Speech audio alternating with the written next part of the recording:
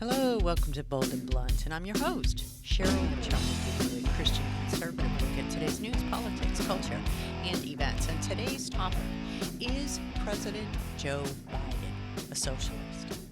What do you think? Of course, he doesn't say he's a socialist, but like so many socialists, they disguise their socialism by calling it something else.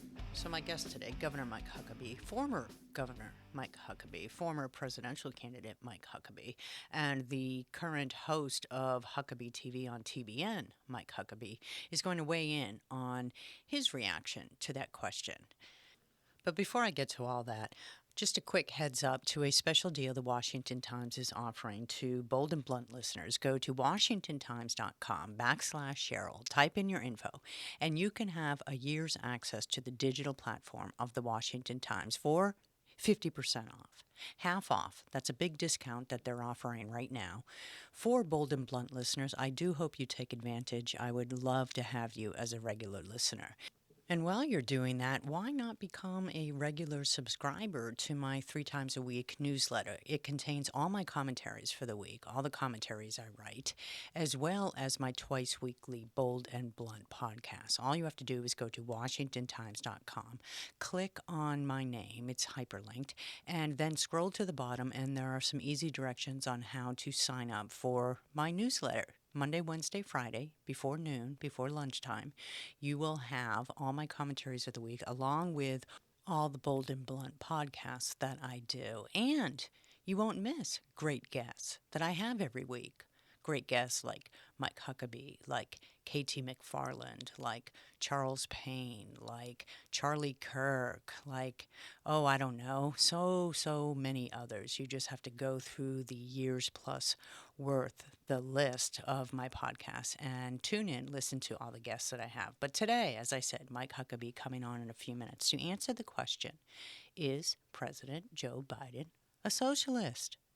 That's such an important question to sift through because socialists don't like to draw attention to their socialist policies, right? They like to hide them because here in America, as much as socialism has taken on a more favorable tone with some of our younger in America, some of our younger generations, by and large, it's still got that negative connotation to it. And so there aren't so many people who can come out and be openly socialist and win their seats in political offices or successfully become administrators at their schools or carry out some sort of public servant operation and mission with the full support and backing of the American people. That's because socialism still, to the informed voters, to the ones who count, to the voters in America, the constituents, the American citizens, the patriots who matter in America.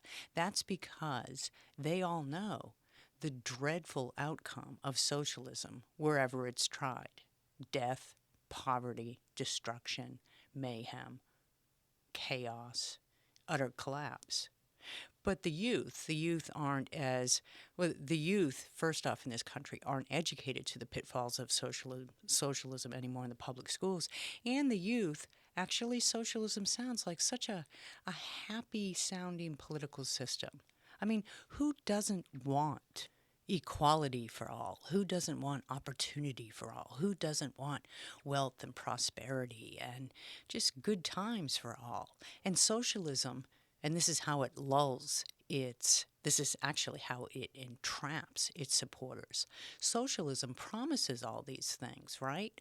Capitalism, a free market, promises opportunity to pursue those things for all, regardless of race and background and whether you were born into wealth, born with a silver spoon in your mouth, or born into poverty. Capitalism, a free market system, promises an opportunity to pursue all that, but it does not guarantee the outcome.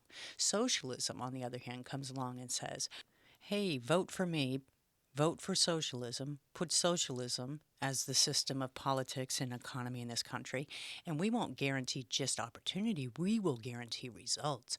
We will guarantee that everybody in this country has the exact same amount of prosperity, the exact same type of majestic housing, the exact same type of higher education, the exact same type of fill in the blank. Socialism just promises wealth and prosperity and easy times for all.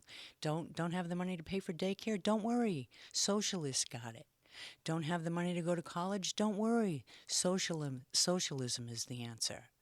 The free market, capitalistic society says, well, work hard, figure it out, find a way, take a second job, take a third job if you have to. Or how about this? Don't have kids if you can't afford them. That is a capitalistic, a free market society where it relies on individualism and creativity and ingenuity and, accountability, personal accountability and responsibility. Socialism pats people on the head and says, don't worry about your choices. It's not your fault. You can't help that. And here's another one. They didn't build that, so why should you have to build it? Let the government do it. That's socialism. So when we look at socialism that way, when we look at really what socialism is Joe Biden a socialist? Well, $6 trillion spending plan, pushing $6 trillion spending plan.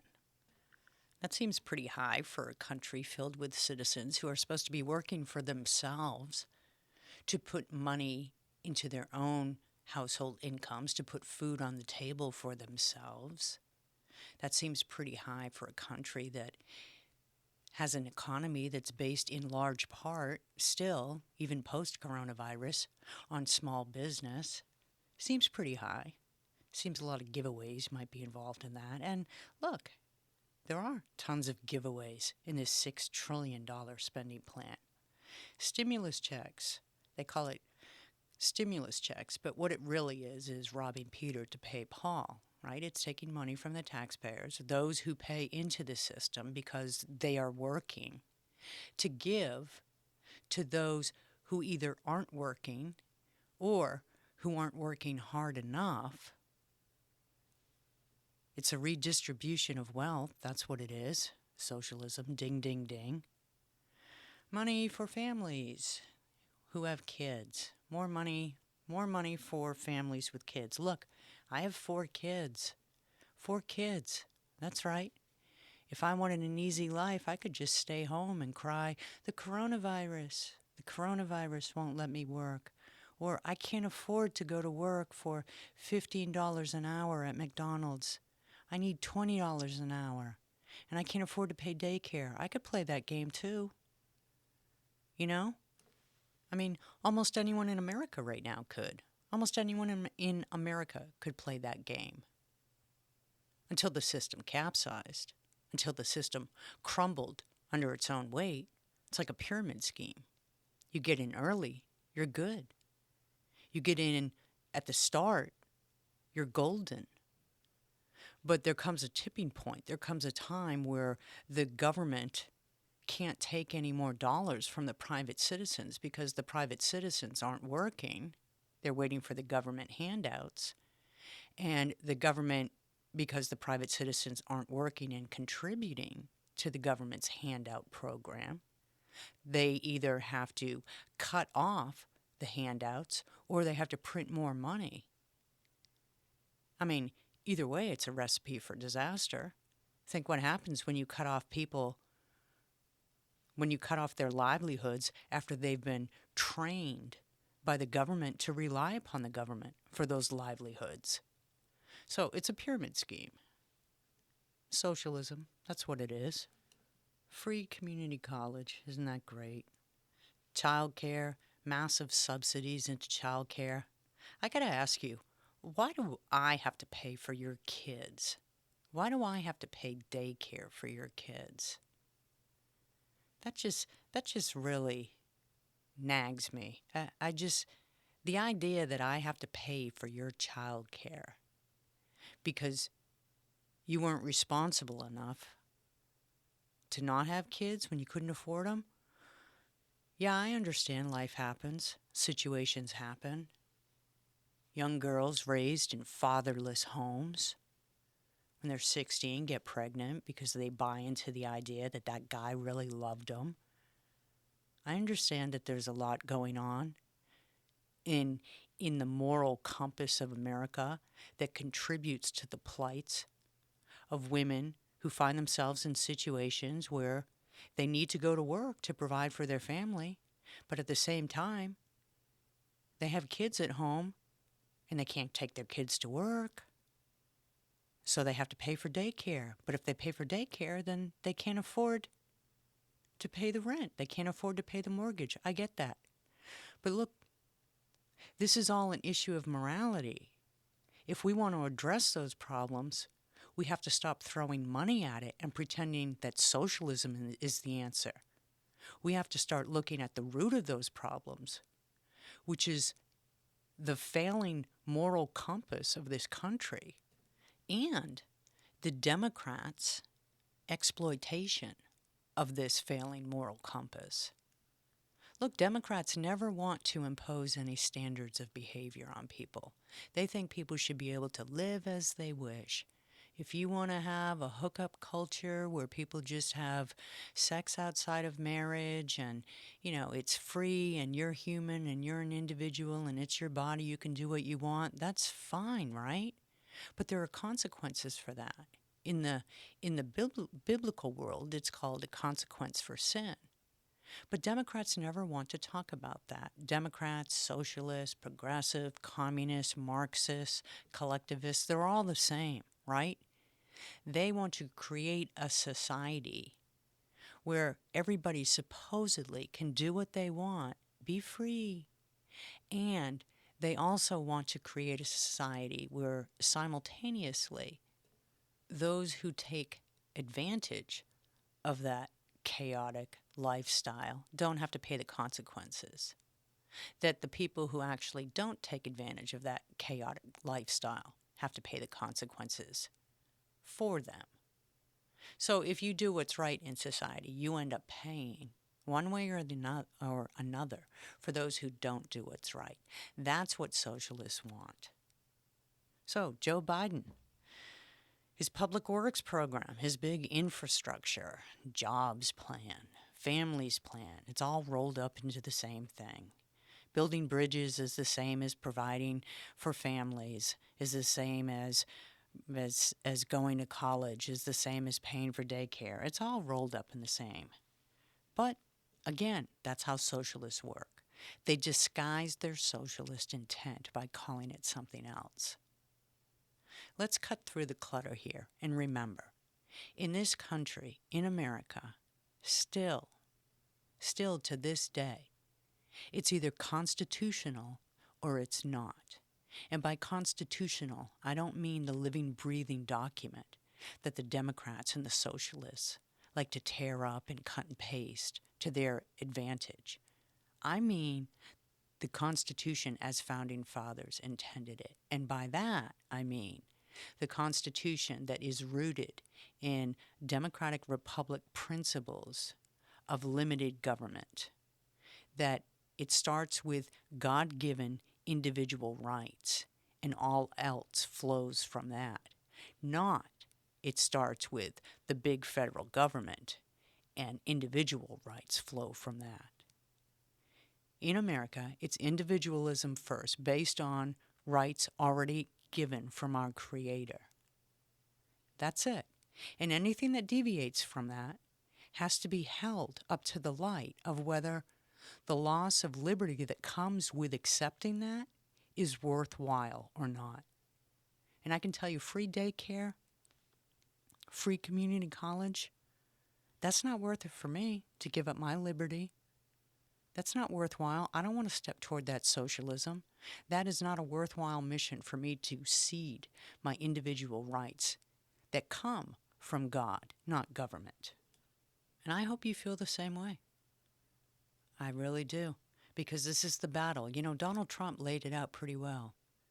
It's capitalism versus socialism. It's freedom versus tyranny. Or really freedom versus chains of slavery, because that's what socialism is. It's a soul killer. It kills the individual creativity that is given by God to all humans at birth. Talk about opportunity. Talk about an ability to pursue life, liberty, and happiness. It doesn't get any greater than what God gives you by way of seeds He gives you at birth, the seeds of greatness. Socialists want to come along and tell you that, well, you don't have that seed because you weren't born in the right zip code. You weren't born with the right amount of money in the bank. That's not true. That's a lie. And that's what socialists do. They lie. And my guest today, Mike Huckabee, I'm betting he agrees with me, but more importantly than that, Mike Huckabee is fighting this overreach of government and this push of America's political and economic system to socialism with some literature aimed at undoing the propaganda that the schools are teaching our nation's youth. And I'm really happy to have him on the show today to talk about what he's been doing. Governor Huckabee, thanks so much for being on Bold and Blunt. I really appreciate your time. Cheryl, it's a pleasure to be with you, and always a delight to get to visit with you. Oh, thank you. So we're going to talk about one of my favorite topics today, socialism in America. And it's not favorite because I like it. It's just such a warning we need to put out there. And I just wanted to start by bringing up in September 2020, PolitiFact did this so-called fact check on something Donald Trump said. Donald Trump says Joe Biden is a socialist, and PolitiFact found that patently false. What's your response to that? Well, like so much of the political fact community, it's not true fact checking. It's more checking the boxes to make sure that someone is politically correct. The Washington Post is notoriously bad for not checking their own facts very well, and for having an agenda. So when people say, well, now Snopes rated this, or the fact checker related this, blow it out of your mind, because for the most part, it's not very credible. But let's take a look at it. Is Joe Biden more socialist? He absolutely is. I think most people are shocked that he is becoming more Bernie Sanders than Bernie ever campaigned to be. Joe is appealing to the furthest extreme on the left side, and that's evident by the policies that he's creating. He wants to raise almost double the capital gains tax, and to increase the burden on people when they die. That's socialism. His attitude is, let's go after these American companies in the oil and gas field. Let's get rid of the Keystone Pipeline. But hey, while we're doing that, let's go over and give a new level of permission and approval to the Russians for their pipeline so they can feed Germany. Cheryl, this makes no sense whatsoever. And the redistribution mindset that he has in extending unemployment benefits and giving people money in the stimulus package so that they don't go to work, I can attest personally, because I'm trying to hire people on a construction project that I have. You can't get people that want to work. And here's what they say. I'm not going to be able to do anything until July or later because my stimulus check and unemployment are doing pretty well, and I'm making more money than I can by taking the job. Look at every city in America, and up and down the streets you see help wanted signs everywhere. Now, Joe Biden and his people pretend that that has nothing to do with their policies. But, Cheryl, it has everything to do with their policies, and it's wrecking the economy of America. And when people say, but it's only on the rich people. Well, poor people buy gasoline. Their gasoline is up more than $1 a gallon. Poor people buy bread. They buy milk. They buy meat. They buy cheese. And all of that is up. So when you say it's not a tax on poor people, well, if poor people quit eating and quit going anywhere in their cars or on buses or airplanes or go see grandma on vacation, I guess that might be true. But I don't know of anybody who lives like that. Yeah, actually think Joe Biden is a flaming socialist, and I think the entire Democrat Party has turned a corner into flaming socialism. The thing is, they just don't call it that. And I wonder why Americans let the Democrats and Joe Biden, but the Democrat Party in general, get by with pushing forward socialism while disguising it as, say, democratic socialism or progressivism. Are Americans waking up to the truths here? I'd like to think, Cheryl, that people are beginning to realize that something doesn't smell right. And it starts with critical race theory and this whole idea that America is a terrible country, that we stole the land, that we basically oppressed people, that we're an apartheid nation, that we're just evil, and that anything we can do to overthrow this horrible place called America would be great. In the meantime, let's go ahead and let's do everything we can to stand behind terrorist organizations like Hamas that just launched thousands of rockets into a free country, Israel.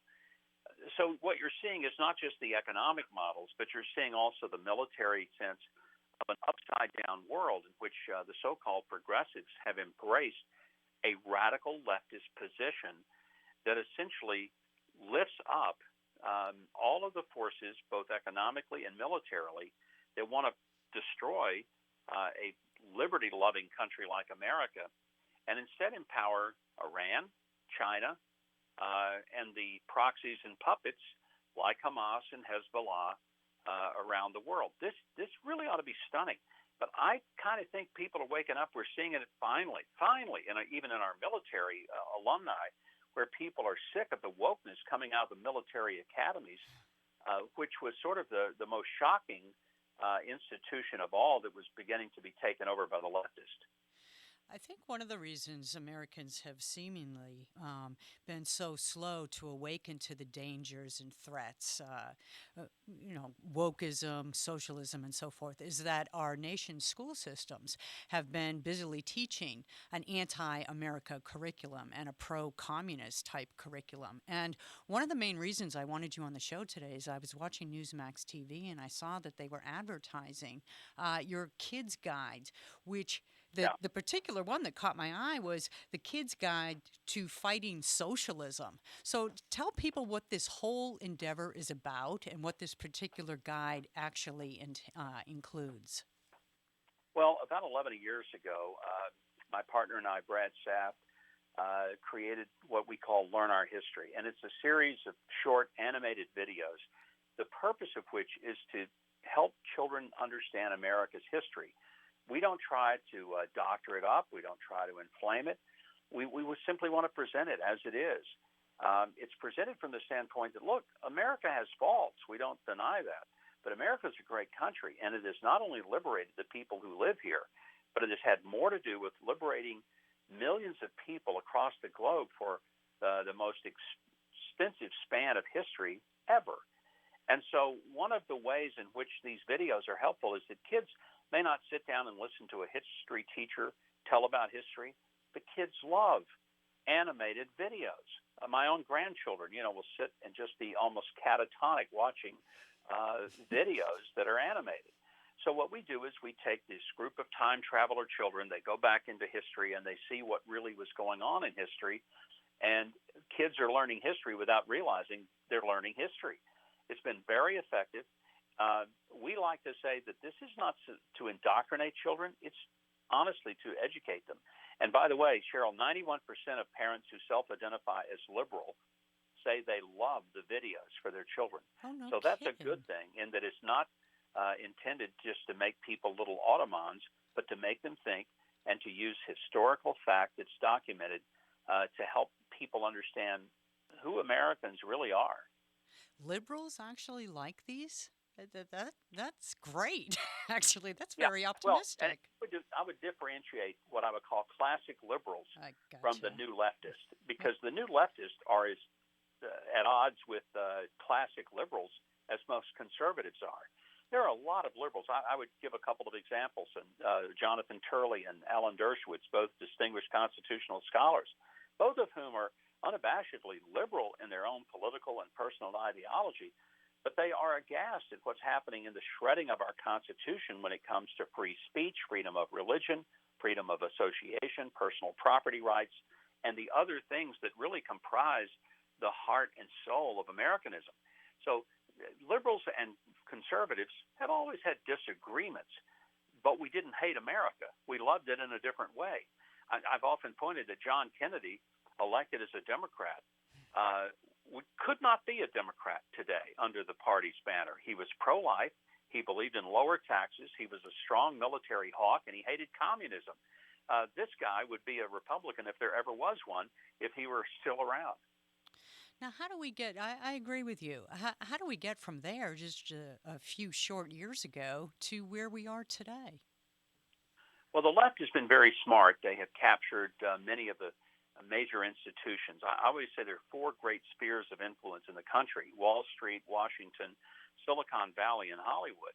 And the left, first of all, captured basically all four of those spheres: the financial community, the political community, and in that, the news world, journalism, journalism is dead, but all the major networks and major players in print media, they've all moved to accommodate and, if not completely, embrace the most radical forms of the left. And then, of course, Hollywood naturally has been that way for a while, and it's just become where they're insufferably unkind to anyone who doesn't agree with them.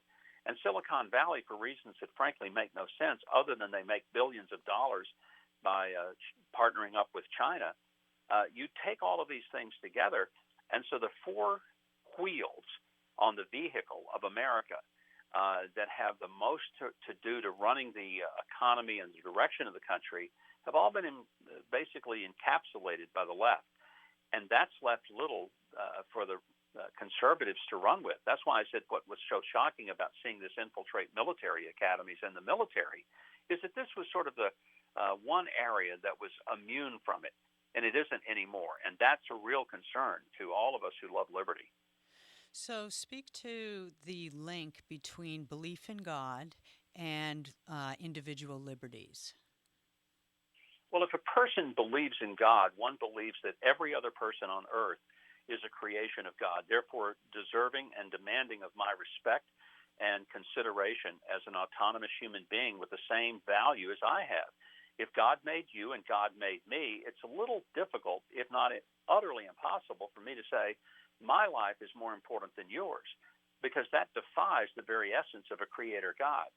Now, if I have my own God and I get to create my God, and my God becomes the environment, or my God becomes the economy, my God becomes some form of political idealism like communism or socialism, then I can decide that, people are only valuable as they are valuable to this ideal of the state being in control. Therefore, you might be expendable, because you don't really matter as much to the state as this very strong person, this very rich person, this very maybe intelligent person. So there are some people that we can get rid of, and it only makes us stronger, not weaker. That's the fundamental difference. When you have a God-centered world, every human life has meaning and value. It's why the idea of being pro-life is not an option for many of us. But if you don't believe there's a God, and you believe basically we are our own God, we get to set the rules, we can change them as we wish, but the ultimate rule that we have when we are our own God is power, raw, unadulterated power. And it's not lifting up other people, it's doing whatever is necessary to other people to lift up the most able among us, which that coincides with survival of the fittest. It's how so many of the most evil political empires were ever created. And quite frankly, Cheryl, nothing is more dangerous and deadly to our future and way of life than the idea that there is no God. There you go. And founding fathers knew that. They based the concept of our individual liberties coming from a creator on that. So, yes, you and I both agree on this. How do we get back an America that believes in God? A lot of it is stand up, speak up, fight back. I'm so tired of seeing major corporations, even churches, begin to capitulate. You see CEOs get down on their knees and apologize or the racism of the past, which they had nothing to do with. They think it's a form of humility. It's actually a form of outright pride to try to pretend that somehow some CEO of a major company is guilty for racism of 150 years ago. That's absurd. But it's just important that parents go to their school board meetings, stand up and fight back and say, we're not going to have this curriculum taught in our schools. That people go to Congress and the city halls and state legislatures, and they stand up and say, we're not going to fund this nonsense. The biggest reason that we're losing in so many of these battles is because no one showed up to fight them. And we've allowed the left to walk in, take over, and we didn't want to be impolite. We didn't want to be called racist. Nobody wants to be called a racist. And we have to push back and say, we're not racist, but we're not stupid. And we're not going to continue to say that we can't tell the difference between a boy and a girl, and we're going to force you to use someone's personal pronouns, and that a biological boy is going to be able to go into the girl's shower and shower with a bunch of teenage girls, and if the girls protest because they have just a modicum of decency and modesty left in them, then we're going to penalize them and not the boy who thinks that it's okay for him to do that. We have to stop catering to the most nonsensical and most ridiculous positions that have been hoisted upon us in the name of intellectualism. Yep. Even Jesus overturned the table of the money changers, so he wasn't Yes, exactly, he did. please, please, please. So let me just wrap with this one question. Christians, of course, know the battle is won, and so that's where the hope lies and the peace comes. But in terms of the future of America, what do you see happening here under Joe Biden in the coming years? Where do you see America? I see a realignment of political parties and ideologies. There are people who have long been Republicans. They didn't like the personality of Trump, and they've gravitated toward some nebulous pro-Joe Biden position because they think he's a nice guy.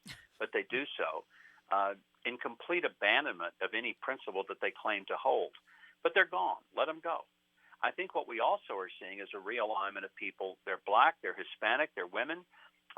They're hardworking, working-class, blue-collar people, and they are aligning freshly and brand new with the Republican Party because they understand that if there's not a strong America where they can move forward, climb the ladder, get to the next rung, do better, their kids do better than they did, then there's no point in working so hard. And that's the hope of America. It's not in the Wall Street class, not in the ruling class. It's not in the group that enjoy the Georgetown cocktail parties and sit around sniffing at how bad the rest of the country is compared to them and how much superior they are. No, it's in the good men and women across America who come home tired from work, having stood on their feet all day, but they're working for a reason. They're working to better their families and to better their positions in life. And they understand that it's only hard work and meritocracy that makes things better for them and for anyone else. And they resent this notion that the government is going to step in and decide who are the winners and the losers, irregardless of who works and who doesn't. Yep, it's in the hardworking Americans. That's right. And in the youth, which is why people need to go to thekidsguide.com and sign up for the Kids Guides teaching about the principles of America, the truth of America, and even some biblical principles thrown in. Governor Mike Huckabee, it's always a pleasure to speak with you, and I do so appreciate your fight for freedom for America. Thank you. Always a joy to visit with you, Cheryl, and take care. Let's talk again soon. God bless.